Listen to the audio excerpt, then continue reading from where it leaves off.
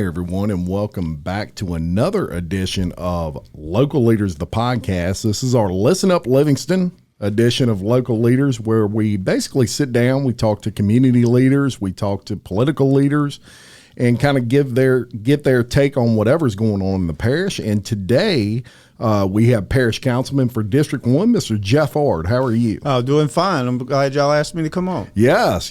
A lot going on these days with the Parish Council. Yes, a lot. Y'all have been staying ultra busy, and we were talking before the show, folks, and I was telling Jeff I attend the majority of these meetings. And these guys have been working extremely hard. They've had several 3+ hour meetings lately, especially with everything going on. And so I do want to say we appreciate that hard work by all these guys. They're really out there putting in the time and all of that. So I want to acknowledge that. And we're going to talk about the moratorium. Some people call that a cuss word. Yeah, we call it the M word. That's it. Because there is absolutely nothing easy about grasping a moratorium. One thing that I learned when I really started digging into the parish council was this isn't as easy as it looks, what y'all do. It's not. It's real hard when you're the one sitting up there and all the eyes are on you and you're having to make that decision. Yes. And sometimes you really feel for the guy that's up there complaining and might not want something to happen, but the law is the law. That's right. And you got to follow it. You got to do what the law says. Now, as a councilman, we have the authority to change the law. Right. But it takes time. That's right. You can't just say, okay, let's change it. It probably takes a good month to change a law. Of hard work, too. I mean, yes. A lot of research. You've got to get with attorneys. You've got to make sure it's written correctly, because what you don't want to do is spending a month writing an ordinance, and then you have to change it again 2 months later because times have changed. Right. Something's happened. And for 30 days, that's an easy ordinance. Really a no-brainer. Yeah. Like, this is just going to happen. But right. The one we're fixing to talk about, we're knocking on 4 months that we've been working on this ordinance. Yeah. Mr. Talbot put in probably 2.5 months by himself before he brought it to the ordinance committee, introduced it there. They banged a few things out, changed a few things, brought it to the council. A few more things was brought up, changed a few. Well, we're going to wait and adopt it. We adopted it. Realized that we had a few languages that still were wrong that the parish president caught, so he vetoed it, brought it back to us. We made them changes. We introduced it, so we're ready on the 9th to adopt it and it become law. Yeah, and a lot of hard work involved in that, and it's kind of at the end of that to where you can adopt it and a good ordinance. Yes. And so the moratorium, for people that aren't familiar with really what it is, moratoriums are put in place to kind of slow development, right? So, stop it. Yeah. Well, that's a better way of putting it. Let's just stop right now. Let us get this stuff fixed. Then we'll go back to development. But when I say stop, I mean on all new developments. Yes. So I've gotten some phone calls where people's like, man, I'm halfway building my house. Do I have to stop? No. Yeah. Keep going.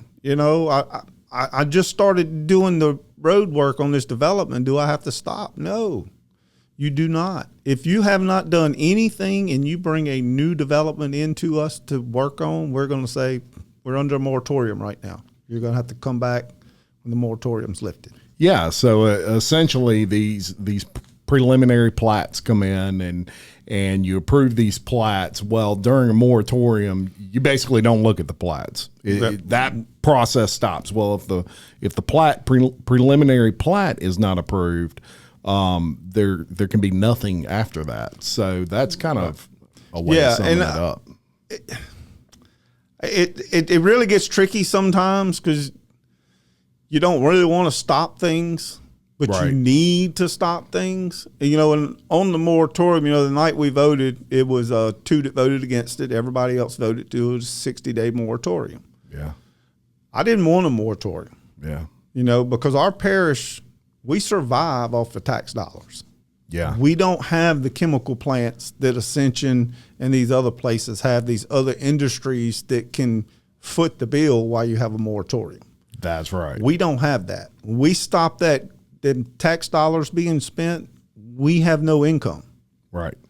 So what people are calling the government to do, clean my ditch out, fix my pothole in my road, resurface my street, resurface the street, whatever it may be, we have to stop that. We don't have the money when we shut it down. Now, so it's a serious consideration. I don't think 60 days will impact us that bad. Right.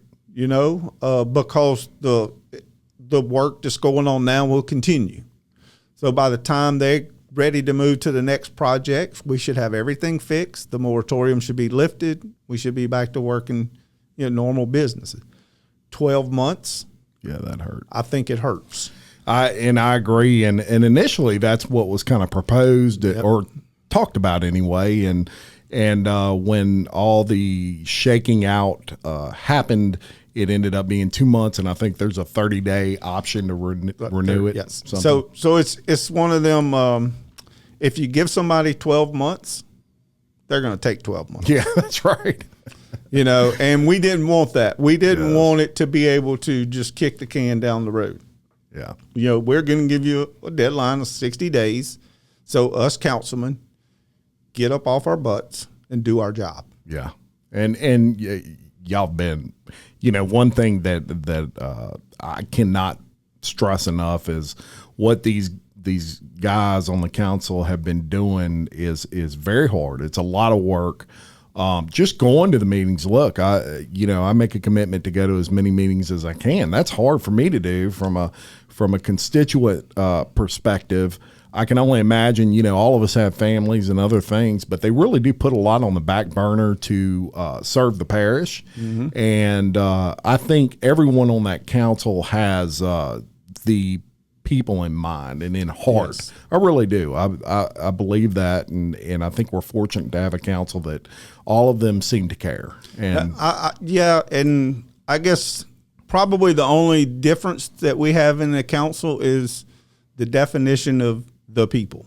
Right.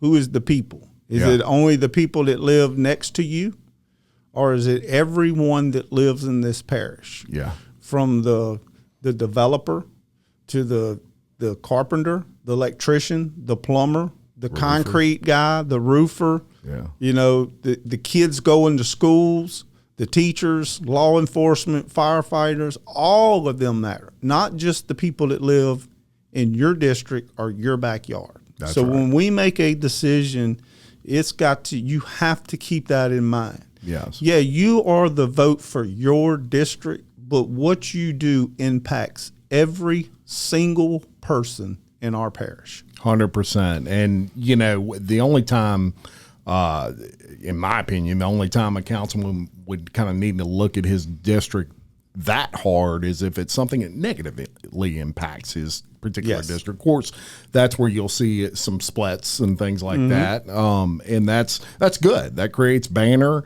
And really the best, in my opinion, the best ideas come out of banner. It comes out of people sitting around talking, and that's one thing y'all do well. Yeah, we do well. I mean, me and you were just some more talking than about others. it. Yeah, we have a lot of long conversations on the phone with each other.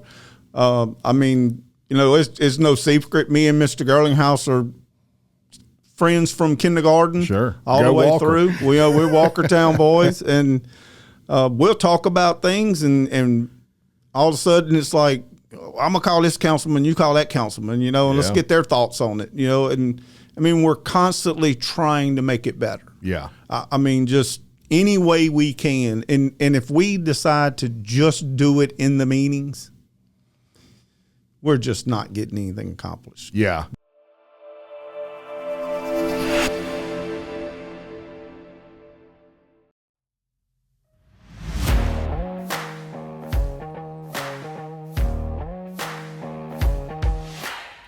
Hey everyone, it's Jim Chapman with Local Leaders, the podcast, and I want to make you aware of a fantastic deal they have going on right now at Fit Body Boot Camp in Denham Springs, Louisiana. If you go to the link getfitdenhamsprings.com/local leaders, you can get $30 off of the regular price of $129 for 30 days of classes. Go to the link, click it, sign up. 30-day classes for only $99 through that link. It's a special deal offered to all of our listeners at Local Leaders, the podcast.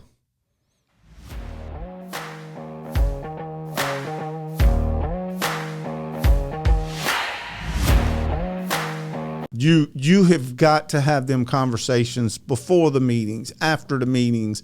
I mean, we've had times where we've made votes and a week later we're like, we got to go back and change that. Yeah. Yeah. You know, because sometimes we don't get the feedback we need until we vote, right? Because people won't just come in there and give us their input.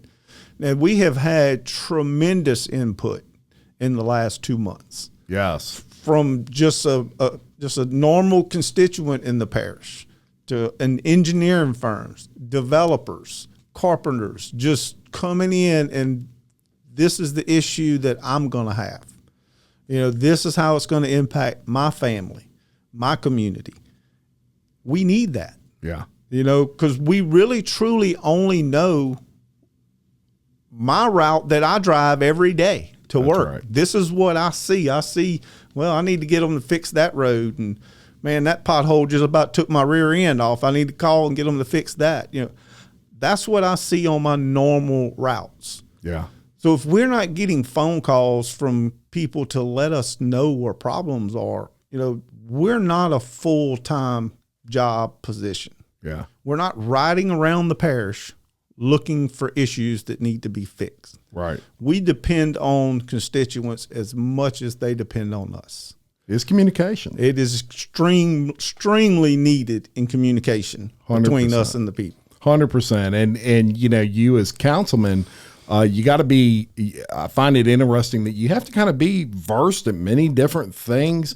Yes. I came from the construction industry. That's where I cut my teeth. That's where I spent my entire career before I got behind a microphone. And there's a lot of things I didn't know a whole lot about before I started really digging deep into it. And as council people, you've got to be well versed in all of that and everything. And if you're not, you learn real quick. Yep. And then I did. I mean, you know, sure. when I first came in, it was we were all new. Yeah. Every one of us was new the first time I came in. So, you know, we leaned on each other. We leaned on our clerk. We figured it out. Yeah. You know, and we went through tremendous stuff. You know, we had 2 major floods. One of them was the largest in our parish. Our first year. First year. That's crazy. With nobody having any knowledge. You know, we had some tornadoes that tore up some of the rural areas north of Walker. We had one tore up the town of Livingston. Yeah. All that was within the first year and a half. Yeah. You know, so it created almost like an effect to where it forced you, you know, not that you needed forcing, but it sure forced you into, we've got to kind of become experts at this, you know, and done I think y'all have done a great job. The flood led us to this ordinance. Mm-hmm. So because of the flood of 2016 was our first time to really look into this ordinance and say, we might have a little problem here. Yeah. You know, you can't really take an account of what happened in 2016 because that's just freak event. That's a freak. Yeah. It just doesn't happen often. But it's still, hey, we got to do something to make these developments a little better. There was really no ordinance that required the developers on how they had to do a retention pond, how much they could impact the drainage in the area. And we looked into it and said, you know what, we're going to make it to where it's a zero effect. You build your development, and if there's so many cubic inches of water coming off in an hour, you keep it that way. Yeah. You keep it that way. You can build. That ain't working. Yeah. That's what we currently have. That was changed in 2016. So everything that was built prior to 2016 was not even built under that ordinance. Yeah. So now we're changing it again to make it a 20% reduction. So now if you got 500 cubic inches of water coming off, you got to reduce that by 20%. So in essence, a development is going to improve the drainage because they have to retain the water and let it out on 20% less than what it normally does. Yeah. So they're actually making improvements. Right. They're going to make some improvements. So if you got a main ditch running through there and all this water comes through and it's coming off of this property, we're going to catch that water that comes off the property and we're going to slow it down. Yeah. So that what's flowing in the ditch can get on through there faster, and we'll slow it down off of this property a little bit. Yeah. You know, so I think that one's going to be a huge difference for our parish. Oh, it will. Yeah, it makes all the difference in the world because as it is now, they're just not making any impact one way or the other. Mm-hmm. With that new ordinance, they're actually improving it, and by 20%. That's significant. Yes. Noticeable improvement. Yeah. So the other big one is the number of lots. Yeah. So there's a discussion about, do we have 2 per acre or 2.5? Both sides have a pretty good argument, and I think that'll be solved. I really think the difference that I look at is 2 lots per acre versus 2.5 lots per acre is a 15% increase in the price of the home. Yeah. Most people buying a house, and if you've ever bought a house or been around real estate or anything, they come in and they find a house they really love, but it's just out of my price range. Yeah. Man, I can only spend $200 and they want $215 for this, but I might can suffer for 5 years and then I'll be making enough money to actually afford it. Yeah. Well, you add another 15% to that. Now they can't. Yeah, they're out of the ball. They're out of the ball. I'm out. I can't even look at that house anymore. Yeah. You know, well, them people that are in that price range are our teachers, our law enforcement, our firefighters, you know, the people that we need to stay in our community. That's right. And our kids, right? Kids. I mean, look. Just starting out. Yes. You get out, you get married, and you know, you're in the midst of your career, maybe at the beginning of it. You don't have the money to buy a 5-acre plot of land and put a $1 million home on it. You just, you know, so they've got to have somewhere to start. I've got 3 of them that are, you know, 2 still in high school, 1 in college, but I don't want to move in out of this parish. I want to stay in right here, and you know, I don't want them coming to me to ask for a loan either. I want to be able to get that loan themselves. Yeah. So, well, look, you got to have that. One of the big things in our meeting the other night was the school board said there's a shortage of teachers. Mm-hmm. You know, kids just aren't going to school to be a teacher. Yeah. Scary. Well, if we make everything to where a teacher's salary can't afford it, why would they go be a teacher? Right. Why would they go into law enforcement? You know, because I want to go into a profession that I can put my family in a home, a house that's built, that's solid, that when a hurricane or a tornado comes through, at least I feel that they're safe. Yes. You know, if not, I got to put them in a trailer. Yeah. I got to buy 1/2 acre and put them in a trailer. You know, it's even been said that y'all build these huge developments and all these people are going to move in. I think that's false. Right now in Livingston Parish, we have 7,000 high school students from 9th to 12th grade. 7,000. If half of them leave our parish and the other half stay, that's 3,500 homes we need. Yeah. And guess what? There's another 3,500 coming right behind them and another 3,500 right behind them. So what do? Tell them, get your degree and leave?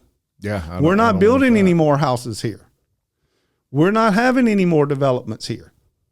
Yeah. You know, so it's not new people coming in, filling up these subdivisions.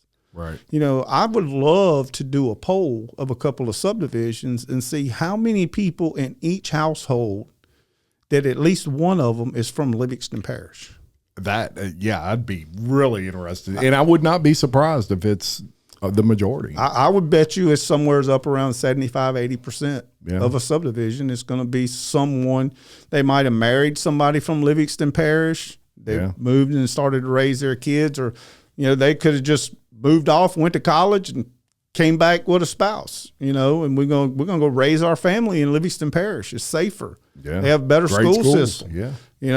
That's where we're going to raise our family. So the sense of they leave, most of the time they do. But when they get ready to raise that family, they're coming back. That's right. That's right. And from someone that has kids, that'll shortly be that age, I don't want them leaving here. Yep. I want them to know that they have all the opportunity right here.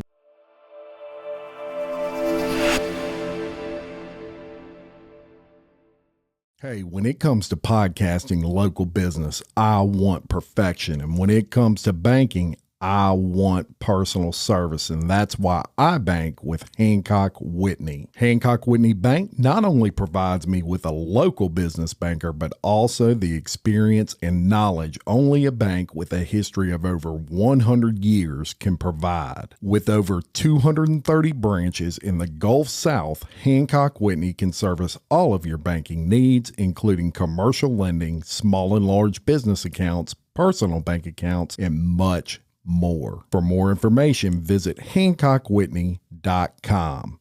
Hancock Whitney Bank, your dream, their mission.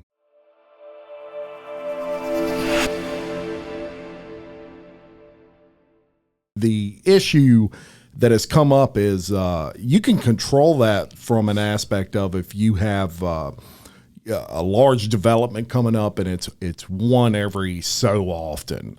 The problem is there's tons of large developments that have plans to build here in Livingston Parish, and hey, why not? We're the greatest parish on earth, right? I don't blame them.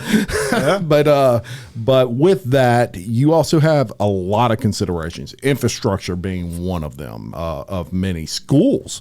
What is the impact on your school system? And you brought it up earlier. We already don't have enough teachers. They're not graduating the amount of teachers they used to out of colleges. So that creates a problem of who's going to educate it. Bus drivers. I mean, just bus drivers. All these things. It's so much you got to consider. So, and the way I look at that, we had a guy that stood up in our council meeting, and he gave this big spiel about taxes. Mm-hmm. And the guy asked me for more taxes, and he was trying to base it on the development would be the reason for it. No, wait a minute. Right now, we have a drainage problem.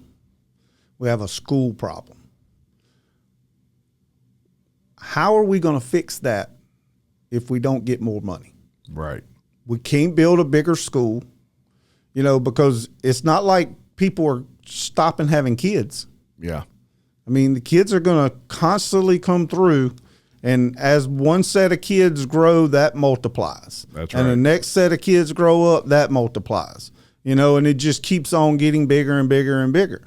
Yeah. If not, we would still be back in the days in the horse and wagons where you just had a house every 5 miles. Yeah. But we don't have that anymore, and it keeps populating. So, I mean, truly the only way you slow down population is you quit multiplying. Yeah. And that's just never going to happen. Yeah, we're not castrating people. Right. Yeah, so we need to have smart growth. We need to look into these things, because if we don't have smart growth, we are going to have to pass more taxes. We are going to have to ask the people that live here, we need you to ante a little bit more up. Yeah. Because we can't keep up. The price of materials is going up nowadays.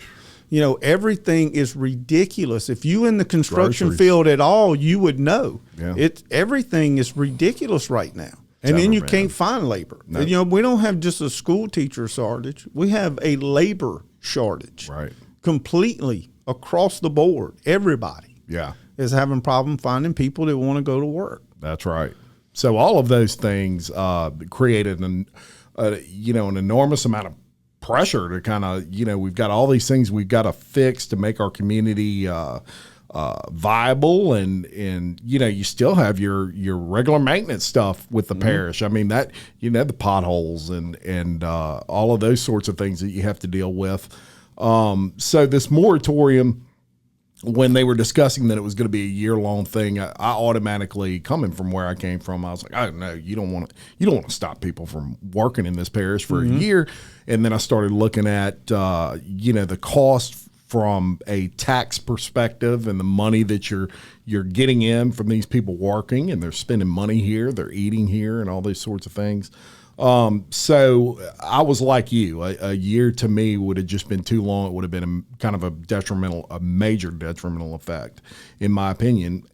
But cooler heads prevailed, I guess you could say. And in the end, it was a 2-month moratorium. And look, it gives me confidence when I have a councilman come in here and they say, hey, 2 months, we're going to get this right.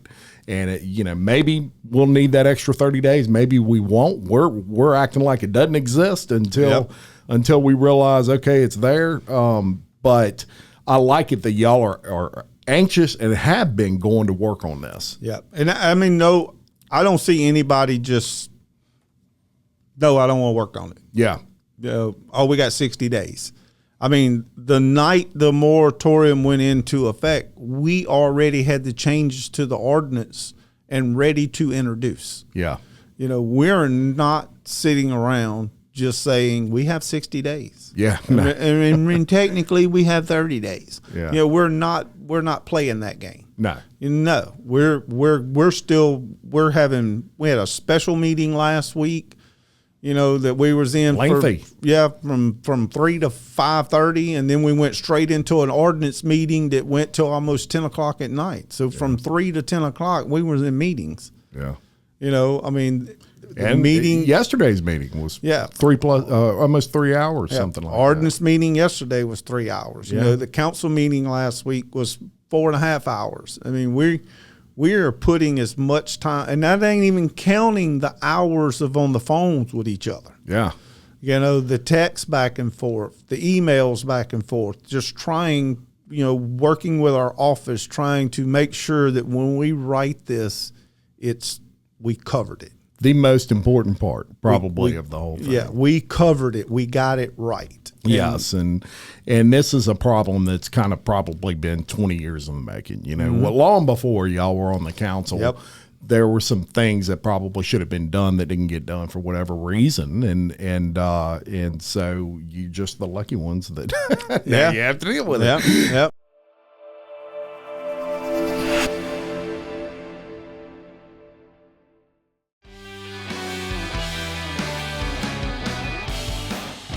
Sandra Richard has been in the business of selling homes for over 20 years. This award-winning realtor brings the perfect blend of professionalism, integrity, and client satisfaction to every buying and selling transaction. A passion for both her clients and her community makes Sandra the perfect choice when buying or selling your home. So if you're in need, call the Cajun Lady, Sandra Richard, at 225-955-5484, or visit her on the web at sandrasellshouses.com. Sandra Richard, a proud sponsor of Local Leaders, the podcast. Another hot topic that kind of relates directly to the moratorium is zoning, and something that I've been a huge proponent of for a while, and glad to see that y'all are actively working on that. I think you're working on maps now. Yeah, our maps are going through now. I think the majority of them are finished. Yeah. So now it's each councilman get in there, get your map. We'll take it home. We'll ask a few community people that's in our district to come in with us. Let's look at it. Redline it, if you will. Yep. Make a few changes. Turn it back in. They'll make them changes, give it to us. Then we will have town hall meetings. Yeah. Invite the people. Come in. Love it. See it. Look at it. Tell us what you feel about it. Ask questions. Ask questions. Yeah. Let's get this right. But it's still, zoning is a working document. Yeah. You will be able to change zoning. That's why it's going to become extremely important who you put in these council seats in the future. Yeah. Extremely important, because they will be the ones that have the authority to change zoning. Yeah. Now, I feel like this council is going to make it strict. Yeah. We're going to make it strict. If you live in an area right now that's R2, residential, and that's what's in that area is going to stay that way. Yeah. The land around it is going to stay that way. But you get out north of Walker where there's all the homes are 1 acre lots, they're country living, there's no subdivisions around at all. That's going to be rural. Yeah. And that's rural definition is 1 acre lots. Yeah. As it should be. But there's another side of the fence to that 1 acre lot. You don't have as many restrictions as a pig farm coming in beside you. Yeah. You know, there's things that you can put in rural that you can't put in residential. Yeah. So a lot of people get focused just on that 1 acre lot, 3 acre lots. Yeah, but the bigger the lots, the more you allow to come into the area. Yeah. So you got to find that, where is that line that I want to be at in my area? Yeah. You know, that's where I want to find, that's why we need the community. And look, just because you zone it, I think we're going to do a 1 year, just kind of open document. We're going to put zoning in place. So for 1 year, we're going to allow you to come back in there and say, I really think mine should be R1, not R2. Yeah. Okay, let's look at it. Show me why. Okay, well, we'll go ahead and change that to R1. Yeah. So you're working with the people. So we're going to work with the people. But after that year is up and over with, it's going to take the vote of the council. Yeah. It's going to take the vote of the council. You're going to have to go to the council. And there's a reason why you can change zoning. Let's take Watson, where the Walmart's at right now. 10 years ago, before that Walmart was built, was there anything around there? No. Story's Grocery was there. Yeah. Best po' boys ever in Livingston Parish. 100%. You know, that was the only thing on that intersection. That was it. It was rural for all intents and purposes. If we'd have had zoning then, all of that would have been zoned rural. Yeah. Well, when they got ready to build Walmart and all the other things, it would have had to have been changed to commercial. Yes. You know, the city of Denham just fought a development behind Home Depot because that was zoned commercial. Yes. And they tried to change it to residential. A situation where zoning actually worked for the people. It worked for the people. Yes. So it can be changed. And then the other thing is, a lot of people think, well, when you have zoning, you don't need all these ordinances. No, that's not true. Because if I'm going to do a development, I've got to go find a piece of land that's zoned that will allow me to do this development. So then once I find it and buy it, now I have to follow the rules of that ordinance to do my development. Yes. So the ordinance still means something. 100%. It holds the developer or the builder or whoever it is accountable. Right. And to a certain standard. If you just zone it commercial and you don't have ordinances, they can build it to their standard, not your standard. And to be honest, that's what was happening 20 years ago. Yeah. They were we just didn't really have that tight of restrictions on our parish. You know, and a lot of what people think are retention ponds, that people get all mad and say, that ain't even a retention pond. No, it's lakefront property. That's what that is, because there was no requirements for it. That's right. So, spraying everywhere. Yeah, beautiful. They dug that pond to get the dirt to build their development. Yeah. A lot of people don't realize that there's actually, that's actually flood mitigation stuff. Yes. Some people think, oh, it's so nice. It's got a big lake. In fact, they put a big lake there. I'm like, yes, they had to. Yeah.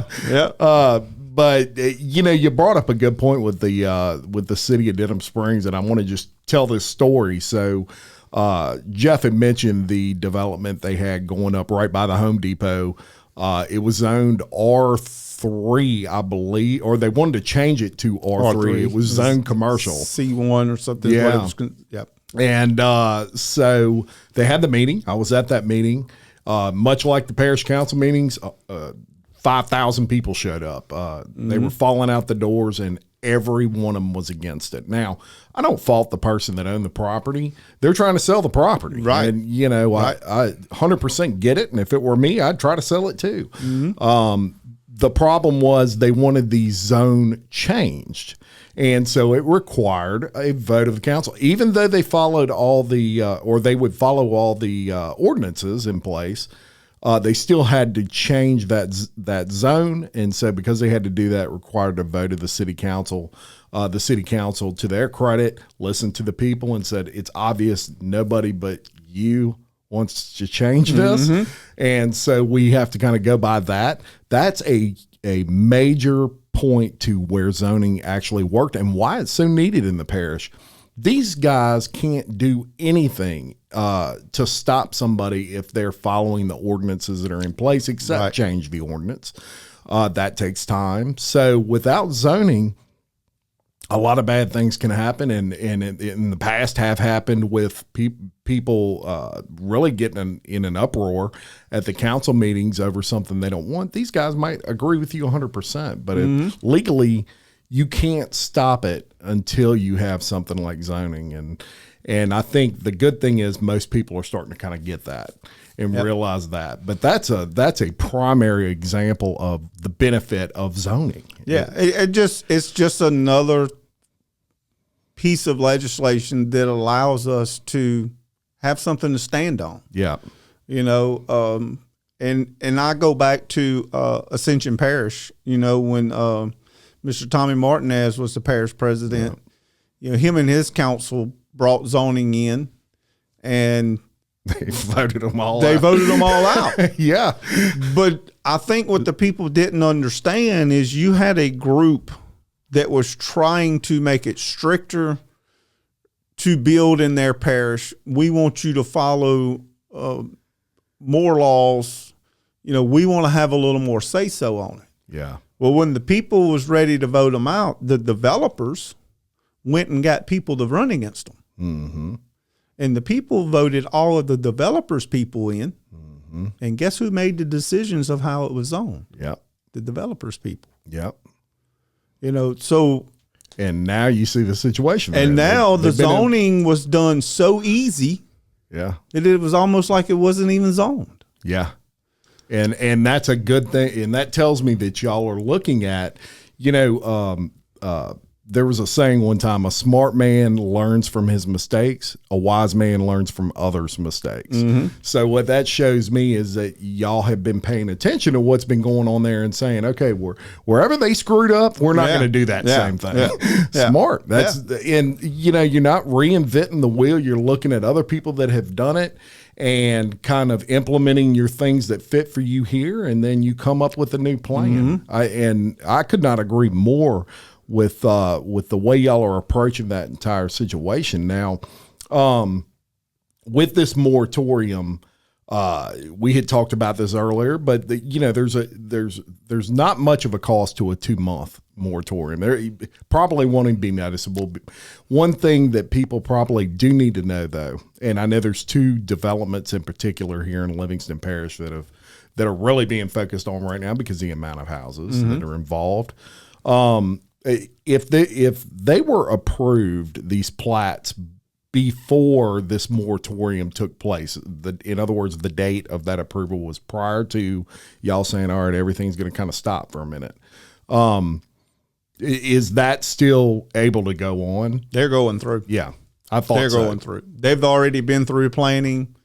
I mean, we tabled one of them, but I mean, it's going through. Yeah, you can table it's just kind of delaying. All we're doing is delaying it. Yeah, you know, but it's gonna. There's no way that we can make them go back through planning and make them have to go through the new ordinance. It's just we legally have nothing to stand on with that. That's right. I can also, you know, the subdivision down in French Solomon area, Valère. There was an issue with the sign height. You know, so when we got the planning, the sign, you know, they were able to prove it wasn't at the correct height or letterings were wrong or something. But all they have to do is go fix the sign. Yeah. And it stays there. It's 10 days. So it's already in. Yeah. That's not a requirement of them to have to start all over again. Right. They didn't change anything about the development. Everything is still the same the way they proposed it. Only thing that was wrong was the sign was put up wrong. Yeah. So they're going to go out there. I actually think they changed it yesterday. Signs up. They're going to wait the 10 days. It'll be on probably the June 9th meeting. And we're going to have to approve it. Yeah. It's as simple as that. I mean, now, are there some councilmen that will probably vote against it? Probably. And it's easy to sit there and say, well, 1, 2, 3, 4, 5, 6. I know they're going to vote for it, so I'm going to vote against it. Yeah. It's easy to do that. Yeah. I've even had people call me and it's like, man, why don't you just vote against it? Because I'm just not like that. Yeah. I'm going to vote what's right. And if the law says that they should go through, I'm going to vote them through. And if you bring me a reason that I can legally stop them, I'm going to stop them. Yeah. But I'm going to follow what the law says.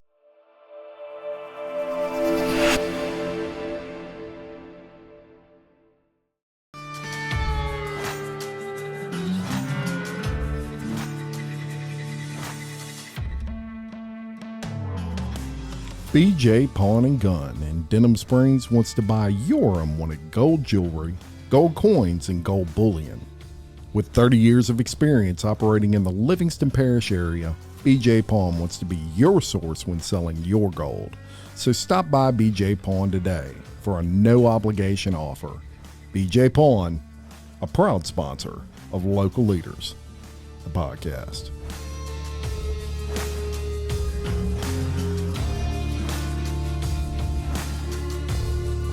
It's interesting in how things are written, and one of the things that carries a lot of latitude with it, I don't like the way it's verbalized, but it'll say, oh, you can stop a development if it creates, a haphazard effect on the community that you can prove. And look, they have a parish attorney sits in on all those meetings, and he has reiterated over and over again that you better come with some substantial proof, and a 1,600 house, a 1,600 house subdivision going in. If it were all going in the same day, maybe you could prove. Mm-hmm. But what people got to keep in mind is they're not all. If you have 1,600 houses, that's in phases, and it might take 4 years to build those 1,600. It might take 2 years. It might. I don't know. It depends on the builder and how quick. Right now, it'd probably take an extended period of time for sure just to get all the material for something like that. But regardless of that, they're not all going up so fast that you can really prove a detrimental. If you can, that's great. Class action lawsuit. Go sue the developer, and but from a council standpoint, if they're following the law, there's not a whole lot. I mean, I would almost question the councilman if he said they're following every law there is. Yeah. I'm still going to stop and them. I mean, that's what it says, the safety, welfare, and well-being of the community. That's pretty broad. That's pretty broad. You have to prove a safety issue. Yeah. What is it? Yeah. What's the safety? Is it because the road is too narrow? We address that. Yeah. One of the ordinances says if you have a development up to 100 homes, I think the road has to be 18 foot wide. Yeah. If the road that you're going to do your development on is not 18 foot wide, the developer has to widen that road from the entrance to the next road that meets that requirement. Yeah. Now, I think we're going to even go a little further with that, because sometimes the next exit is not really the exit that everybody's going to. Right. So sometimes you pull up to a state road to just cross it to get to the next state road. Yes. So we want to make sure that where they're going to is taken care of. Right. When you start doing something over 100 home development, it has to be a 20-foot wide road. Yeah. And if not, the developer has to pay to widen that road. So that safety concern is gone. Yeah. There's no longer a safety concern there. And I haven't had one developer come to me and say, why did you do that? Mm-hmm. I don't want to pay to widen that road. No, and not one. I would say the developers are really trying to work with you guys and come up with solutions. I know there's a couple in particular that go to the meetings and I've listened to. And look, if a developer, they have a lot of investment, a lot of money in these projects, and they get these rules up front. And if they're following all the rules, it's I don't throw all the fault on them. It's you can't fault somebody for following all the rules and then and people get upset about it. And they really are trying to work with. I do find the majority of them are trying to work with you guys and say, hey, what do you need from our end? We'll be glad to help. There's a few in particular I really like that go to those meetings. And look, the engineer. Engineers don't have anything. They're just hired to engineer they're things. just hired to do it. Yeah. And we have one that contributes to this community heavily, involved in everything from the chamber to everything else and gives a lot of their time. And I think sometimes they get kind of unfairly attacked from the perspective of people think that they're the cause of all these builders coming in, and no, they're an engineer. That's all they do. And look on that. I mean, I don't mind saying quality engineering. Is the developer of this, and everybody knows. Now, the owner of quality engineering is from French Sullivan. That's where he grew up. Now, I'm from Walker. And if I was still living around where my parents raised me and a development was coming through and old boy down the road that I grew up with was an engineer and he owned an engineering group, I would want them to hire him. You know why? Because he knows where all the problems are in our community. That's right. He knows where the bad drainage is and where it's going to be impacted. Before he does any studies, he probably already knows. So to me, that's a good thing to use that type of company that's in your area to develop your area. I agree 100%. I think you look inside and then you look out because this person's familiar with all of the issues that we may have in the community relative, especially to drainage.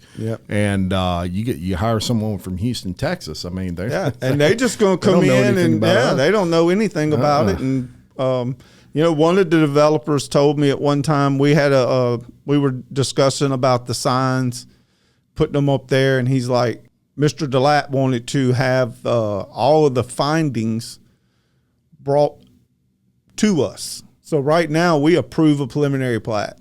Then they go do drainage impact studies, traffic studies, all that. Once they do everything, meet all the requirements, it's approved, it goes through. It doesn't come back to us.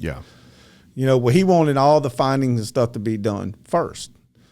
Well, one of the things that the developer said is, look, we go put this sign up to say that, in 10 days, we're going to planning to present this preliminary plat. He said, you wouldn't believe what we get out of that sign from the community. Hey, what you going to do about this canal back here that floods all the time? So the input that the community gives to these developers off of these signs are huge. Most people say, man, they complaining all the time. Yeah, but I wasn't listening to the complaining, but I heard what he was saying. And we need to go look into that and see if there's a problem back there.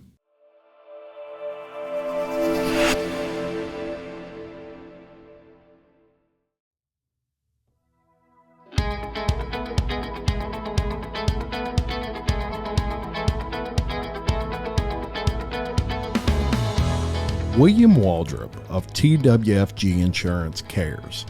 He cares about his customers, their families, and the Livingston Parish community. Call William Waldrop today for all your insurance needs at 225-667-2040. TWFG Insurance and William Waldrop. Their policy is caring. And they're a proud sponsor of Local Leaders, the podcast.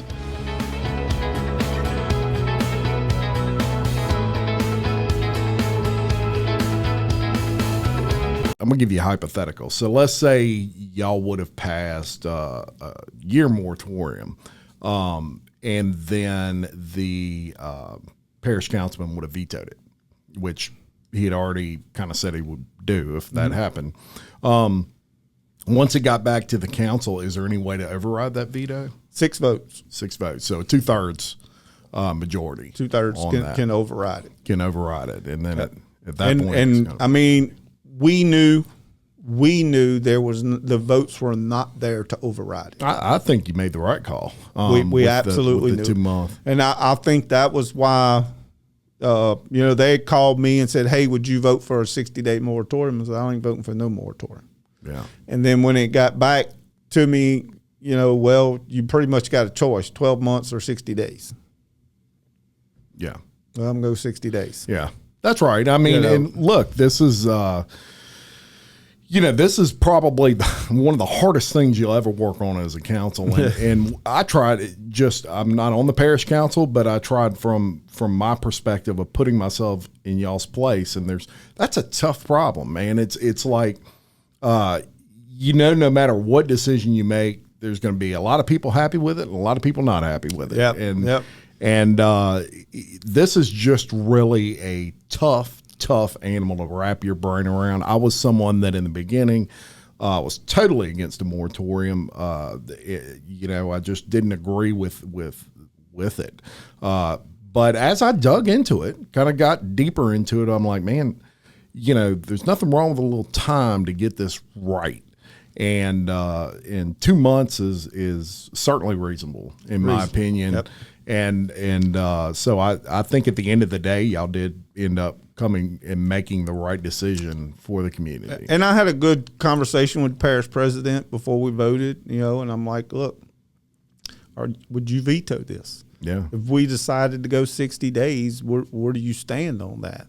And it was a little pushback, but it was almost the same pushback that I gave. And it was kind of like, well, had we not ever mentioned moratorium, there would be no need for it. Right. But because we mentioned it and all these developers are trying to hurry up and get all these developments in, there was that hold up, time out.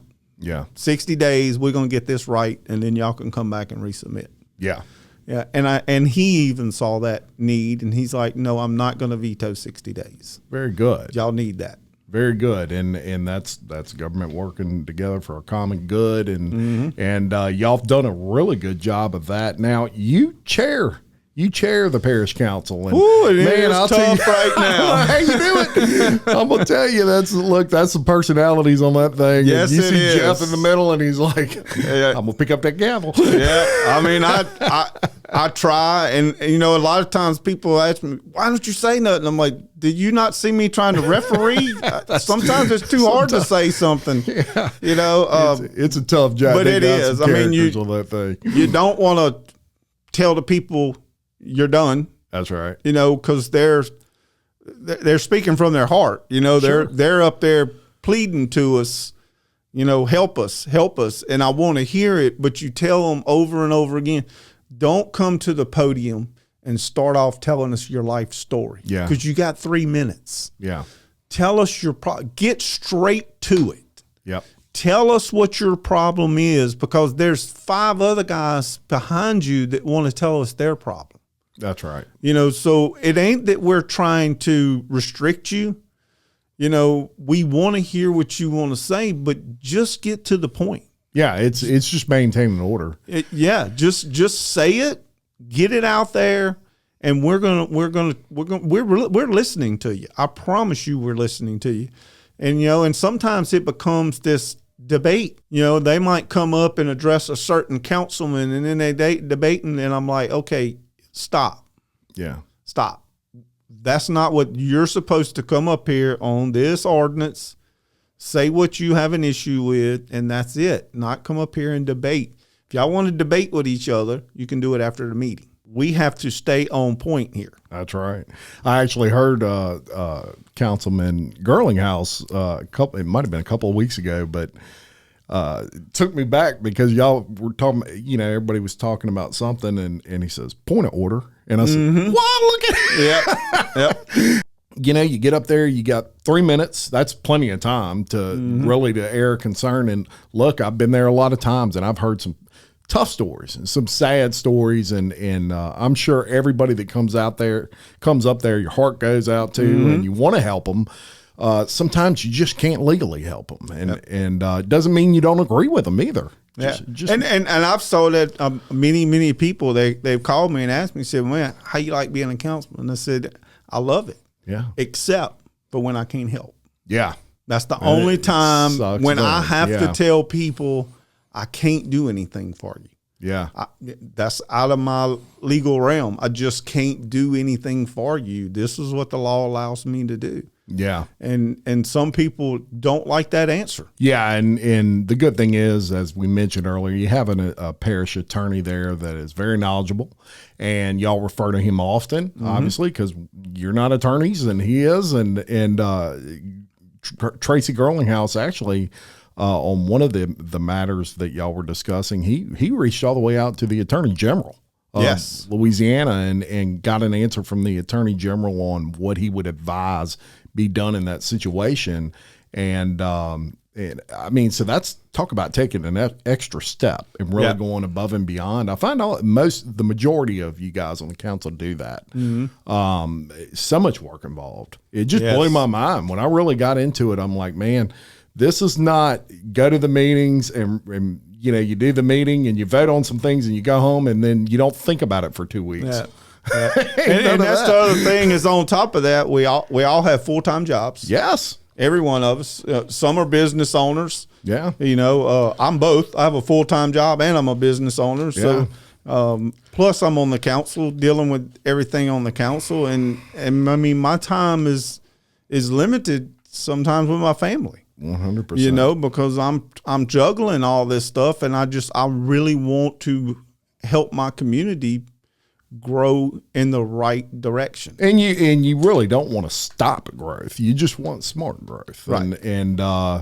And you know, it's up to every individual to kind of define what that is in their mind. But I can tell you I haven't found one step that y'all have taken to fix this that's been kind of out of line, in my opinion. I think y'all are moving way in the right direction. I'm glad that we have examples from other parishes that we can kind of look at and say, we're not doing that. You know, and those are always good things to look at and use what works for you. So we certainly appreciate your service. Nobody has more respect than me for what y'all do, because I know it's tough and it's a lot of work. It is. But you do it because you love where you live and a lifelong LP guy, right? And you know, and some of the things that people don't know is the reason I do this. Me and my wife built what was supposed to be our forever home on Buddy Ellis Road. Yep. In the early 90s. And then they built Woodland Crossing in the backyard. Yeah. So all the woods behind my house turned into this huge development. I packed up and left. Yeah. So I'm not dealing with this. And then after I did, I said, that's not right. Why did I have to leave my area because of a development? Yeah. And I started looking into it. And I've even said this in meetings. Instead of me going to council meetings and sitting in the chairs and complaining about it, I ran for office. Yeah. And now I'm trying to change it for the better for our parish. Yeah. The best that I possibly can, you know, and I want to just bring the axe down and say, this is what we're going to do. But it don't work like that. It just does not work like that. It'd be nice if it did. Yes. Yeah, no. Yes. If y'all have any questions, put them in the comments section of this podcast that maybe we didn't address, or you want more information on. I'll get them to Jeff, and I'm sure he'll be happy to answer. Be happy to. He was very forthcoming with coming on here, and really wanted to sit down with us and talk to the citizens and just say, hey, this is kind of what's going on with that moratorium and what we're trying to do to fix some of the issues that exist. Thank you for that. I want to thank everyone for listening to Local Leaders of Podcast and Listen Up Livingston. And until next time, I'm Jim Chapman, reminding you, love your community, support local business and local councilmen. Yes, sir. And keep leading. Thank you very much.